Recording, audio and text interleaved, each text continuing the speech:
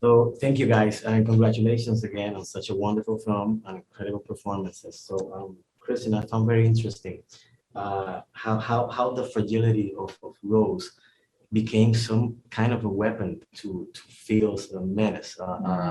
How was working that relationship with Benedict? Well, Benedict and I decided not to talk to each other when we were working with each other. And we don't really have that much dialogue, or we don't really have actual scenes together. So for me, I had to personally create this, my own kind of monster or demon or whatever that is for myself to stir up this psychological like warfare within my own brain. So it was just like a very kind of a painful place, to act within and feel so bad about yourself. And then Rose turns to alcohol to kind of even cope just being in the home.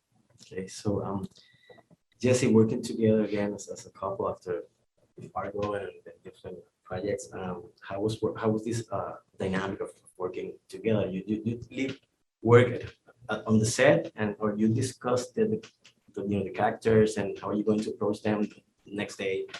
It was really tough. Yeah, I don't know if I'll do it again. No, it was amazing. Like there is no better scenario. Yeah, we were shooting a movie with Jane Campion in New Zealand. Our son got to experience that and just the beauty of the place. He'd never been somewhere like that. And, it was once in a lifetime sort of experience. I mean, the scene where where we have tea and sandwiches, that's probably the most beautiful location I've ever shot in. Yes, that, and even to get up there was like a really like a bus on the side of a mountain going up. Yeah, that was the craziest place I've ever shot. And yeah. Your character has many layers, and putting into work those maternal instincts, particularly during the scenes where you have to protect your kid. How was working? How does that affect your interpretation? I think just you want to protect your son no matter what. And I think that Rose really allows her son to be who he is, but also there is that thing where her son's 16. And so I would think it's just normal for a 16-year-old not to tell their mom everything. So there is that mystery between them that's a little bit more than most, but I think she kind of still allows him, to be who he is. I think when she feels like Phil is taking her son away, or what is Phil going to do with my son, it drives her even more crazy and drives her into drinking more and losing herself. Excellent. Jesse, how can you explain the relationship between you Phil, your brother in scene during the film? It's very interesting how different they are, even while living and working together, but they are from two different extremes. So how can you explain that relationship? I think it's George is kind